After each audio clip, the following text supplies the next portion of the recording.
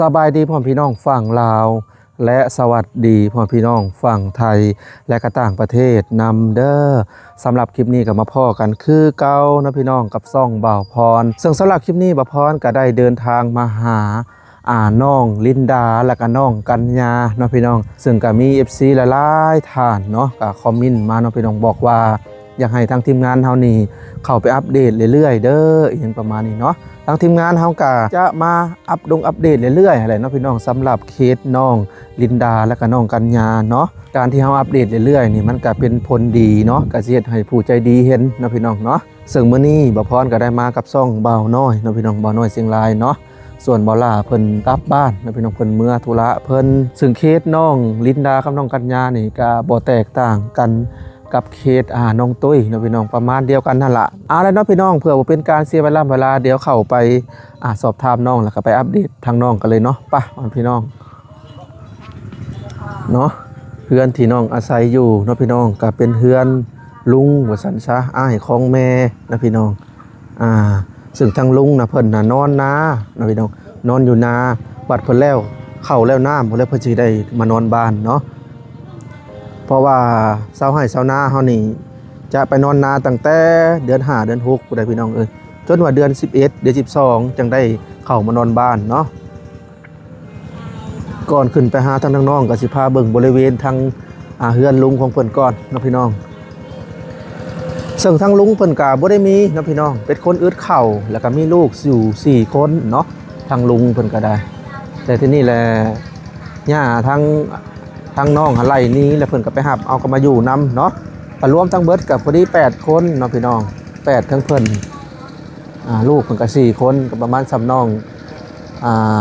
ลินดากัญญานี่แหละเนาะพี่น้อง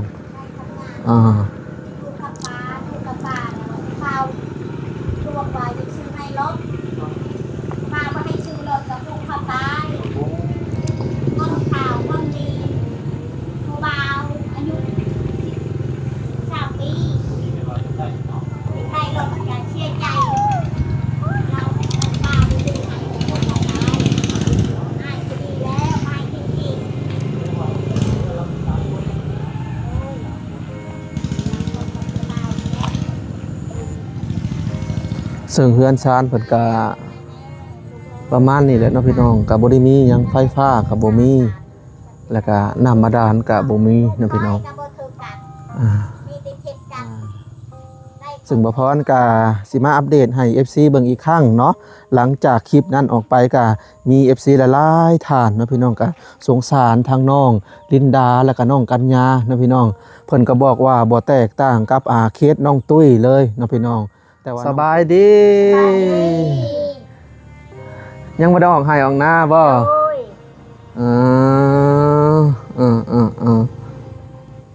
ทางเอื้อยนี่จักมุ้งจักสิได้ออกให้ออกนาใกล้แล้วจักหน่อยนี่บ่น้าหาอยู่ทางใดเกาะเจ้าเว้าอยู่โคกพุ่นอยู่บ้านละแอนบ่บ้านละแอนพุ่นโอ้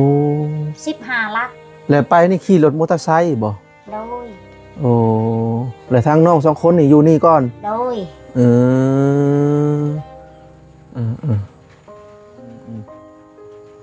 มาอยู่นี่2ทิศแล้วเนาะน้องอันดินดาเนาะโดยและนอนนี่ก็บ่ได้ย่านปานใดติย่านคือกันโดยแต่ก็อดเอาบ่โดยไฟก็บ่มีพี่น้องเอ้ยไฟโซลาร์เซลล์ก็บ่มีแล้วเวลานึ่งข้าวน้ำก็พากันกิน2คนกับน้องนี่โดยก็สิมี FC หลายๆท่านถามมาว่าแต่ทางเอื้อยเพิ่นคือบ่เอาไปอยู่นำก็คือลูกเพิ่นก็หลายคนเนาะพี่น้องแล้วก็เถียงเพิ่นก็บ่มีบ่อนอยู่เนาะเป็นเถียงน้อยๆแล้วก็นอนอีกันกับลูกเพิ่นเนาะพี่น้องลูกเพิ่นก็4คนรวมทั้งพ่อแม่ก็6คนและที่นี่แหละหลานเฮาก็มา2ทิศก็เลยให้หลานนี่มาพักอยู่เฮือนก่อนและได้เมนูยังกินแรงมื้อนี้น้องลินดาจำแจวมีจำแจว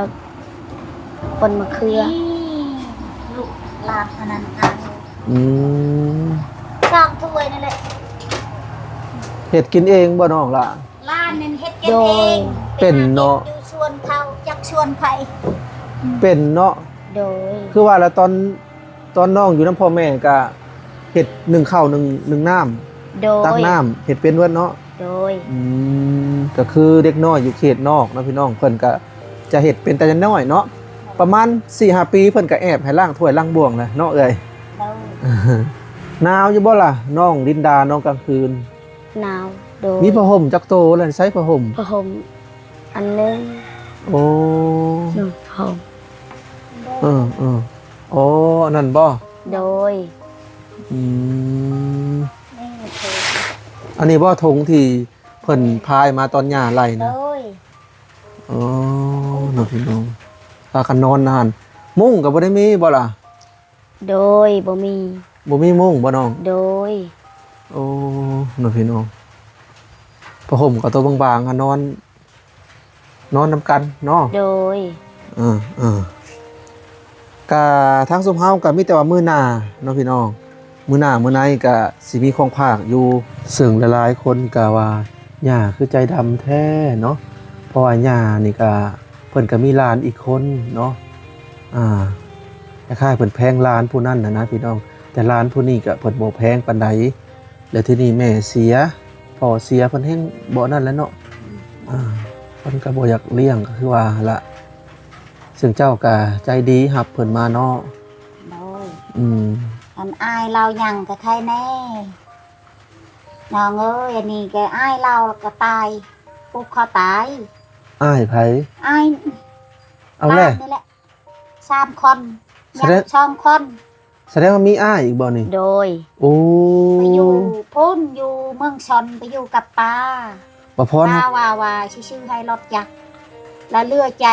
ป้าไม่ได้ชื่อให้รถจักรกับพวกเขาตายปีกายนี่แหละ อืมแสดงว่ายังมีอ้ายอยู่ โดย แต่ว่าคลิกมันก่อนยังเล่าบ่ได้เบิด เนาะ อ้ายเพิ่นจักปีล่ะ 15 ปี อ้าวแสดงว่าเสียไล่เลี่ยกันตัวนี่ เสีย แม่เสียก่อน โดย แล้วจังแม่เสียแล้วก็ลูกชายเสียบ่ โดยวิทย์ลูกกับพ่ออีก ป้าตัวไล่เลี่ยกันอะลีเนาะ คอยก็ลืมว่าวัน ยังมีอ้ายอีกน้อง โดย โดย 15 ปีผู้ชาย เหตุผลที่เพิ่นผูกคอตายน่ะผู้ใดก็สิซื้อรถให้เพิ่น ป้า ผู้ใดเป็นป้าเจ้าบ่หรือว่าป้าทั้งนั้น ป้าอันนั้น โหเอ้ยผัวเจ้า โดย อันอยู่ผู้อยู่เมืองชนน่ะบ่ โดยสู้อันนั้นพัวอยู่เมืองชน โอ้ก็คือว่าสิซื้อรถให้แล้วบ่ได้ซื้อ โดย แล้วก็เลยเหลือใจผูกคอตาย โดย น้องพี่น้องถ้าแม่นก็อยู่กัน3คนเนาะ โดยอันอายหยังกับใครแน่นี่อายก็หมดแหละนี่แหละคอยสงสารลูกน้องเอ้ยสงสารหลาน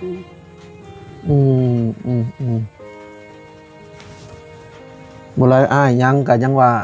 เป็นหัวหน้าครอบครัวแน่เนาะ โดย อยู่กัน3คนอันนี้ก็เบิดแหละแต่ว่าผู้อ้ายเพิ่นน่ะคือน้องลินดานี่บ่อ้ายหน้า โด ตาย หน้าตาแบบนี้ แบบ เท้า เดียว แบบนี้ อ๋อแบบผู้น้องกัญญานี่บ่เรือน้องลินดา กันยา แบบนี้เลยอ้ายนะ โดย อืม เท้า อืม ซูม จักเวรกรรมอีหยังเนาะพี่น้องครอบครัวเพิ่นก็ได้ และแม่เพิ่นน่ะป่วยเฮิงบ่น้องลินดาแม่ ๆปี เจ้า ห นะ นึ่งป่วย ป่วยเป็นตั้งปีผู้ โดย เจ็บเท้า เจ็บท้อง โดย ท้องตึงบ่ โดย แต่ว่าเราจ่อยบ่ก่อนเราสิเสียนะ จอยแหง เห็นแต่กระดูก โดย โอ้มะเร็งตับมาแล้วเนาะพี่น้องพ่อก็เห็นแต่กระดูกบ่ โดย โอ้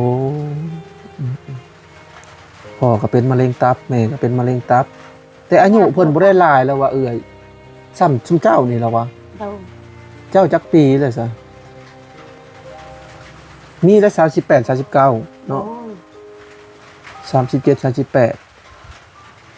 แต่เพิ่นก็เสียอายุน้อยอย่างนี้เนาะ โดย ยังบ่ถึง40ซ้ำผัวเจ้านี่ก็บ่ฮอดได้อะนะ40เนาะฮอดบ่ เราว่า40 โอ้ฮอดเนาะ เราเจอขอยไปเจอ อยู่กัน2คนนอนกลางคืน มีอยู่บ่ล่ะหัวโคม มันไม่ บ่มีหยังเลยก็มีแต่ว่ามื้อหน้ามื้อในพุ่นแหละทางซุมเฮาก็ สิซื้อของมาฝาก โดย สำหรับคลิปนี้ก็มาอัปเดตเนาะ โดย อัปเดตให้เบิ่งให้ FC เบิ่งคือว่าบ่น้อยซื้อจิรอซอยบ่ โดย จิรอเพิ่นก็ขายทงละ 10,000 กีบเนาะพี่น้องแต่ทางบ่น้อยมาพรก็ซอยกันเนาะก็ให้เพิ่นแสนหนึงทองถุงพอได้ให้เพิ่นซื้ออยู่ซื้อกินนี่แหละจักสิหาไปจังเนาะอายุจังนี้เนาะเอ้ย โดย เบิ่หันก็หน่อไม้ได้อยู่ดอกแล้วก็จิรอเนาะ โดย จิรอนี่เฮ็ดทุงเท่าไรก็วางยานั่น ทงเช้า ทุงละ20โตบ่หมายถึงว่า โอ้ยไปขายอยู่ตลาดทงเช้าโต อื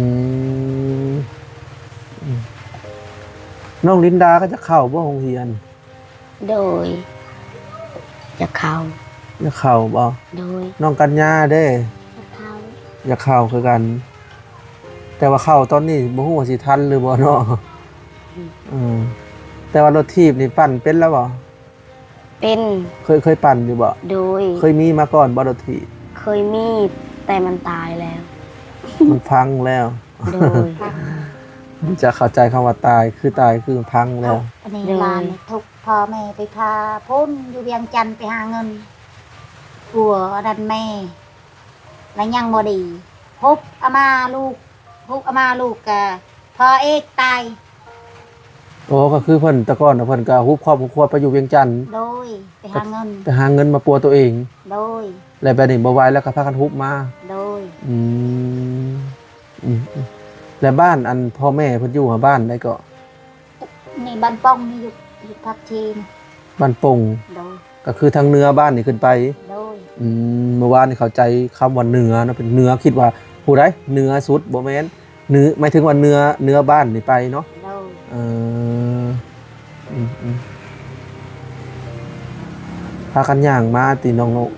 โดย ยุงลายบ่น้องลินดาน้องกลางคืน ยุ่งลายโดย ลายอยู่บ่ โดย มุ่งก็บ่มีเนาะพี่น้องมีแต่อดใจรอก่อนเด้อ โดย มื้อหน้าทางทีมงานซุมเฮานี่สิซื้อมาให้ โดย ก็สิมีหยังในผ้าห่มผ้าเฮ็มเนาะ โดย พวกมุ้งพวกหมอนนั่นแหละเนาะพี่น้องมื้อหน้ามื้อไหนทางทีมงานเฮาก็สิมาใหม่ดอกก็สิซื้อพวกเครื่องปรุงอาหารก็บ่ได้มีพอพิลึกบ่เครื่องปรุงอาหารมีหยังแหน่ บ่มี มีแต่เล็กน้อยพอได้ใช้บ่ โดย อืม ป้าก็บ่มี ป้าก็ทุกข์ ผ้าก็บ่มี โดย มีดก็บ่มี โดย ถ้วยบ่วง โดย ถ้วยบ่วงก็ขาดเคิน โดย พวกหม้อแหกได้ซะ บ่มี มีลำหน่วยลำใดเนาะ โดย เอาเนาะพี่น้องก็มีแต่ว่าทางทีมงานเฮามาสุดหน้าก็สิได้พวกเครื่องปรุงอาหารสูรสน้ำปรุงน้ำปลาปลาดงปลาแดกกระทงกระเทียมน้ำตรงน้ำตาลมะเผ็ดอีหยังประมาณนี้แหละเริ่มต้นจะซื้อพวกนี้มาก่อน โดย ให้แบบเบื้องต้นก่อน โดย ต่อไปก็บางทีมีผู้ใจดียื่นมือเข้ามาช่วยก็สิได้เห็นในคลิปหั่นล่ะเนาะ โดย FC ท่านใดเนาะอยากช่วยเหลือทางน้องก็ยินดีละลายเด้อเนาะทางเฮาก็สิรับเป็นสะพานบุญให้ทางทีมงานเฮาก็เนาะปัจจุบันนี้ทางทีมงานเฮาก็มี2คน3คนนะพี่น้องแต่ก่อนก็มี5คนเนาะก็คือเพิ่นย้ายออกไปแล้ว2คนเหลือ3คนตอนนี้มีทั้งบ่าวพรบ่าวลาแล้วก็บ่าวน้อยเนาะพี่น้องถ้าว่า FC หรือว่าผู้ใหญ่ใจดีอยากผ่านส่งได้ก็ตามแต่ภายในทีมงานนี่เนาะก็อยากให้ทางน้องได้นะพี่น้องได้ของอยู่ของกินได้ที่อยู่หรือว่าจังใดก็ตามแต่เนาะซึ่งทีมงานท่านนี่ย้ายออกไป2คนนะพี่น้องบ่าวสัญญาแล้วก็บ่าวลาน้อยเพิ่นก็ไปเฮ็ดเกี่ยวกับทรายเดินป่าทรายหากินอยู่ตามภูตามพานะพี่น้องยังแต่ซุมเฮา3คนนี่แหละซึ่งซุมเฮา3คนก็จะดำเนินการตรงนี้ตลอดไปนะพี่น้องสาระทางอ้ายเพิ่นไปทางใด ไปอยู่บ้านนั่นแหละ ไปธุระเพิ่นบ่ โดย อืมอืมอืมอืมเนาะฝนก็ตกนะพี่น้องก็ยังบ่เซาอยู่ โดย นอนกลางคืนคือสิหนาวเนาะน้องดินดา โดย บ่ นะ มีผ้าห่มกับพื้นบางๆหนึ่งทั้งป้าก็บ่มีผ้าห่ม บ่ บ่ มีป้าก็บ่มี เออ บ่มีหัดเงินชื่อๆน้องเอ้ยอยากสิหาอยู่ใช้ แต่ละปีได้เข้าจักสอบซะผู้เป็นป้า ชาว นะ ปีชาวชอบ 20สอบ โดย อืมถือว่าบ่กุ้มกินเนาะ กุ้มกิน ครอบครัวตั้งว่า6 พ ค อน กินอยู่บ้านนี่แหละเอื้อยน้องให้ อืมครอบครัวเจ้า6 คนนี่เข้า20สอบนี่บ่กุ้มกินบ่พอกินพี่น้อง น้องเอ้ย ถ้าครอบครัวทั้งครอบครัวเอื้อยจะรับ5 6 70เนาะ โดย จากสิกลุ่มปีกลุ่มหอดยามเกี่ยวเข่ามันนี่มีร้านมาเพิ่มนี่ก็โยเนาะ โดย ก็แห่งสิเพิ่มภาระขึ้นอีกนี่พี่น้องเป็นได้น้องกัญญายังไออยู่บ่ยังไออยู่ ใครเด้อใครเด้อก ลางคืนน่ะไอบ่ โดย อื กลางคืน ม นี่ก็ให้จนหา เป็นยังไงปะ ปิดตุ้ม น้องกัญญาลินดาเป็นเอื้อยมีอ้ายอีกนะพี่น้องคลิปก่อนก็สอบถามเพิ่นก็เพิ่นลืมเพิ่นบ่ได้บอกไปเนาะแต่ว่าอ้ายเสียแล้วอยากสิว่าได้พี่น้องเอ้ยซึ่งก็น่าเห็นใจหลายเนาะ โดย กำพร้อยนะพี่น้องพ่อแม่ก็บ่มีถ้าว่าบ่หลายก็มีพ่อหรือว่ามีแม่เนาะ โดย คนใดคนหนึ่งก็ยังอันนั้นอยู่ได้อันนี้โอ้น้องพี่น้อง น้องเอ้ยปลาจนน้ำตาย้อยคู่มือคู่เวียนคิดอีต้นหลานนี่ อืม ลูกกับผาลากับพลอยจากชิโยบ้านใด บ่หลายก็เอ้ยน้องมีก็ใครอยู่เนาะคือชุมเจ้าแบบหั่งมี ก็ ไป ได้ สินะ ป้ามีลุงก็ได้ก็ใครอัน เออ ลุงก็บ่ได้ป้าก็บ่ได้ อาศัยกันก็ยังบ่ได้ญาติพี่น้องเนาะ เสื้อชินุ่งก็บ่มีนี่ มีดีนุ่งเสื้อเก่า อืมถ้าว่าทั้งป้าทั้งลุงแบบหั่งมีนั่นนี่ก็ยังอาศัยได้เนาะอันนี้ต่างคนต่างอึดแล้วก็จักสิอาศัยแบบใดนะพี่น้องและญาติพี่น้องของผัวเจ้ากับมีจักคนทั้งเบิด ยังยังยังชาม ถึง3คน โดยสิกับ อยู่ในบ้านนี่บ่หรือว่าอยู่ทางอื่น อยู่อยู่หน้าพุ่นอยู่ทางอื่น เพิ่นก็ทุกข์ยากคือกันบ่ ได้แล้วก็ออกหน้าหมด อืมก็ทุกข์ยากคือกันญาติพี่น้องกัน ยา นะ กคือกัน อืม น้องเอ้ยบ่มีหยัง อืม อยู่หน้าก็มีครับชิโยแหละเถียง แต่ว่า ห เว น้ ลา น้อย แต่ว่าเวลาแล้วเขาวแล้วน้ำก็สิมาอยู่นี่แหล้วเนาะ โดย เฮิงยังเฮิงบ่สิมาอยู่เรือน ยังเฮิมแหละน้องเอ้ยเกี่ยวข้าวเกี่ยวน้ำนั่นแหละ ตอนนี้ได้เกี่ยวแล้วบ่ตอนนี้ ยังเศร้าให้ ก็ยังให้สังทุกเจ้านั่นแล้วไว้พอยังให้อันมาอยู่น้ำซุมน้องหั้นนะ โดย บอกเพิ่นก็อยู่2คนเนาะก็อยากย่านนี่แหละภัยก็บ่มี เวลานอนก็เงือกบันไดขึ้นอยู่บ่น้องละก่ายบันไดขึ้นเทิงอยู่บ่ โดย คำปกก่ายก็ย่านนะเนาะ โดย แต่ว่าเฮือนหลังนี่ก็บ่มีบ่ไฟโอ้มีเนาะเฮือนหลังทางหลังบ่พอนี่เนาะพี่น้องแต่ว่าเฮือนเพิ่นนี่บ่มี เวลากลางคืนเพิ่นก็เปิดหน้าต่างอยู่บ่เปิดอยู่บ่น้องล่ะ บ่ บ่ได้เปิด โดย ถ้าว่าเพิ่นเปิดก็ยังว่าหุ่งกลับมาเนาะแต่ว่าเพิ่นก็นอนเฮือนบ่แต่ละมื้อนอนหน้าคือกันอีก โดย นะพี่น้องก็อยากให้ทั้งเอื้อยให้ทั้งป้ากับลุงนี่แหละมาไวๆเนาะ โดย มาอยู่ไวๆหากคือสิบ่ง่ายดอกเนาะยังบ่ทันได้ปั่นจักดีบ่ ยัง อ๋อปั่นแล้วก็คนเข้ามาไว้นั่นนี่บ่เข้าซาวสอบคิด ปะ ว่า อยู่ป่าเลย ฮะ ปะอยู่ป่าเลยเขา ป้าอยู่หน้าเลย โดยให้ออกก็บ่อยากออกหลานก็ยังอยู่นี่ เพิ่นบ่เคยออกบ่หรือจังได๋ บ่เคยออกอยู่หน้าก็น้อยเพียง เออ มันเคบบ่มีบ่อนนอน แคบ โดย ๆทั้งเจ้าก็นอนก็บ่อยากเบิดกันล่ะ โดย อ๋อ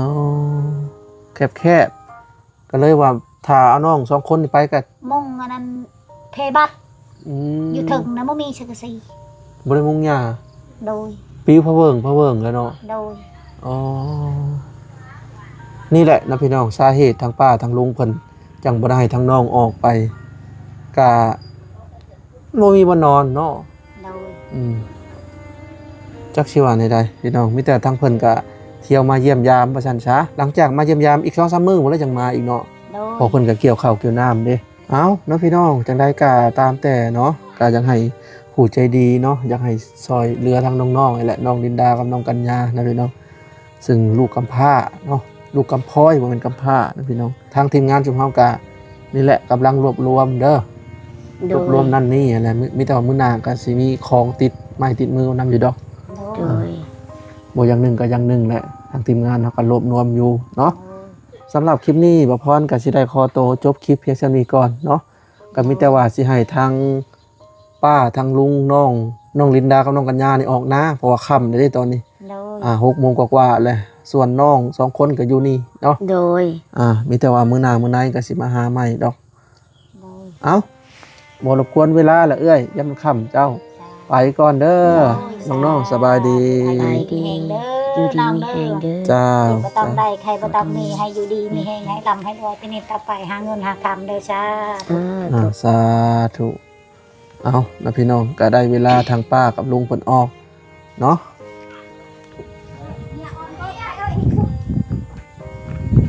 สบายดีอ้าย สบายดี สิพากันออกหน้าแล้วบ่ โดย โอ้ตอนนี้ก็เป็นเวลา6 โมงกว่าๆแล้วเนาะ โดย บัดนี้เข้ามาเยี่ยมยามร้านแล้วก็บัดนี้ก็อีก 2-3 วันพุ่นแล้วจักสิมาใหม่ โด เนาะ ย โอ้รถอันนี้บ่ออกนานน่ะ โดย ขับดีอยู่บ่ล่ะ โอ้ยไปสั่นแหละ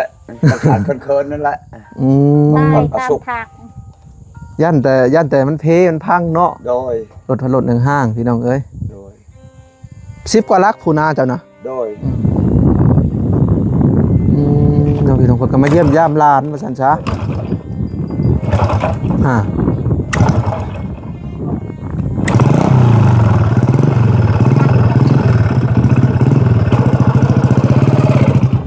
อ้าว เป็นสิแล้วรถเก่านะห่านมาห่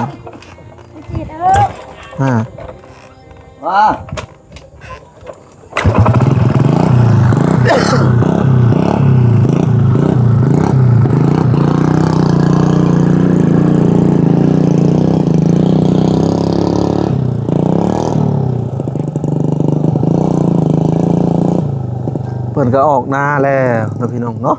ยังแต่ทางน้องๆเนี่ยอยู่ก็ทางน้องๆเพิ่นก็ว่าย่านอยู่เนาะพี่น้อง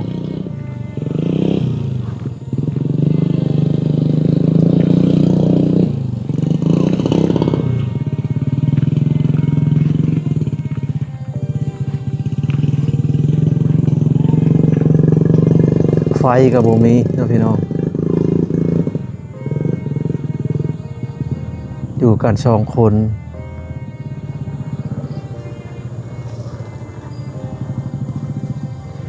ทั้งป้าทั้งลุงเพิ่นว่าอยากให้อันทั้งน้องๆออกไปอยู่แต่ว่าเถียงเพิ่นนี่บ่แม่นเถียงพี่น้องเป็นเพิงคล้ายๆเพิงคือ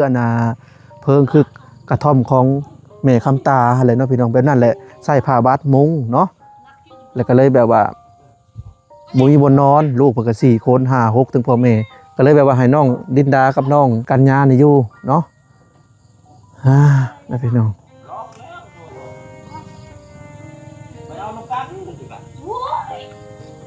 สู้ๆเด้ออ้ายกลับก่อนบัดนี้